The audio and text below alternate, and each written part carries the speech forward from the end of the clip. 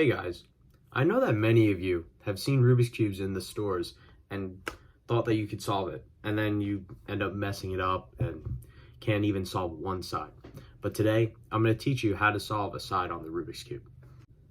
Solving a side on the Rubik's Cube is one of the many steps in solving the actual cube. There are many different algorithms that you have to perform in order to get to that stage, but today we're just focusing on the one side. So the first thing you're going to need is your Rubik's Cube. It could be any Rubik's Cube. Mine looks a little weird because it's stickerless. I bought it online, but you can get any other Rubik's Cube just like a normal one. They all work the same. So first off, we're going to need to learn about what each piece does. So there's three types of pieces. One piece is the centerpiece, which only has one color, all of these, and they'll all stay in the same spot no matter how much I move the cube. They're always in direct correspondence with each other. So no matter how much I move the cube, this will always be the red will always be below the yellow, and the yellow will always be opposite of the white, and then the green will be opposite of the blue, and the red will be opposite of the orange. So the next piece in question is the edge pieces. These edge pieces have two colors on them. They can be any other color, but for now we're focusing on the white. So let's say this one is green and white, this one is red and white, this one's blue and white, and then this one is orange and white. And then finally, the corner pieces, we're going to be focusing on the white one still. So this one is the orange, blue, and white.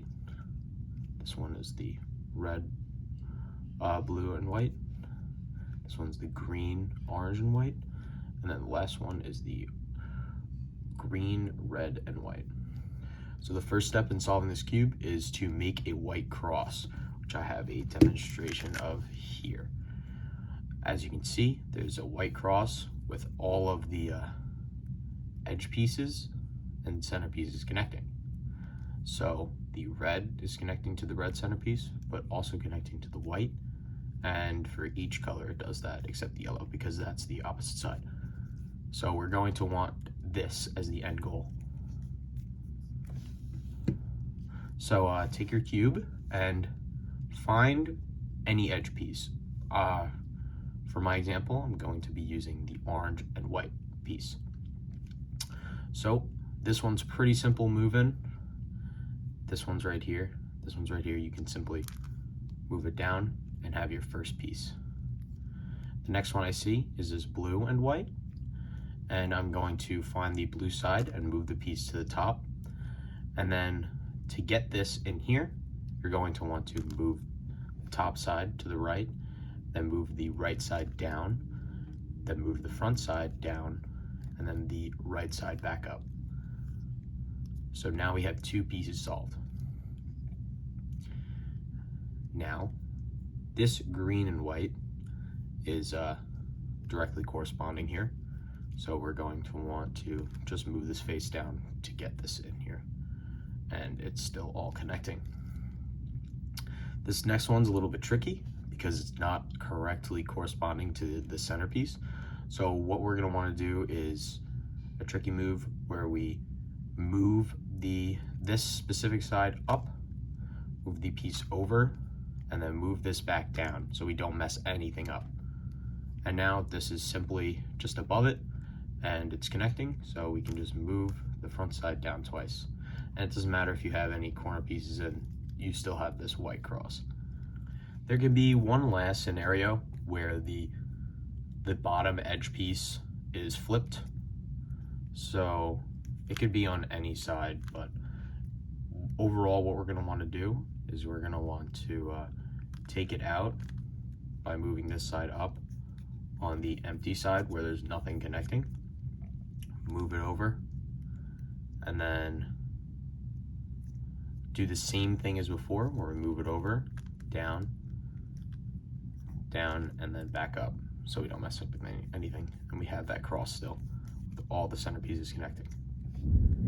The next and final step of solving this white side is to get these individual corner pieces into their correct spots.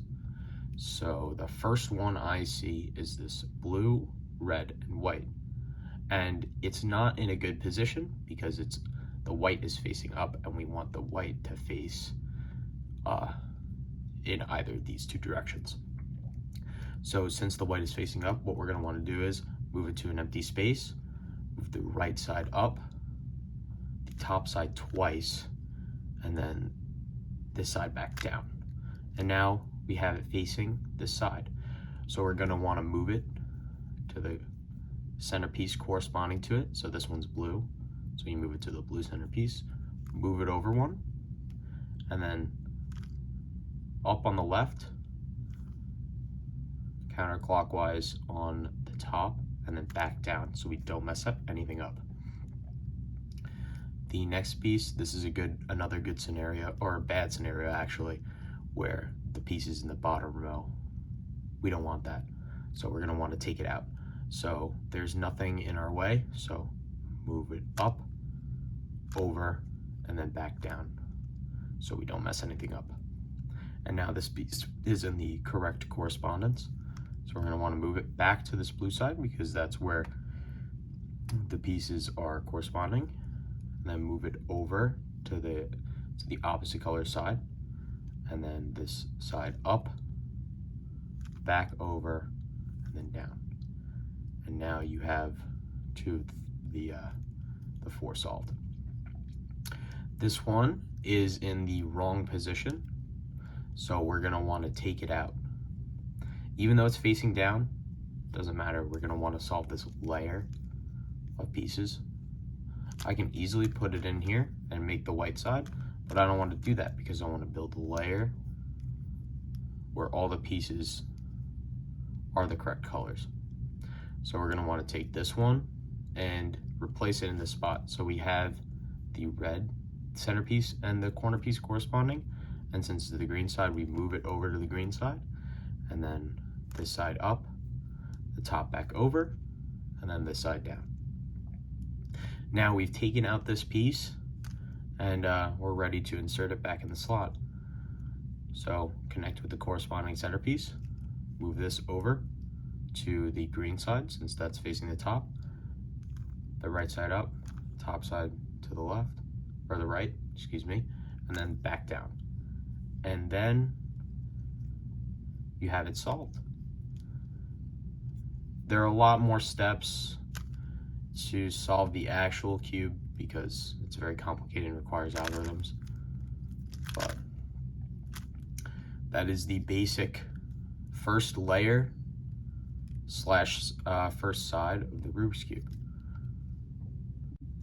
There's still more detail on how to solve the actual cube, which requires a lot of memorization and algorithms, but it's overall not as hard as you may think. It might be time consuming and take a little bit to learn, but you could learn how to solve the whole thing in a day, but you may need help from a video. So this is just a simple tutorial on how to solve the white side. It might seem intimidating at first, but it's overall easy to solve the one side on the Rubik's Cube. You might need to use your brain and intuitiveness, but it should overall be pretty simple and not take very long to solve the one side. Thank you for watching.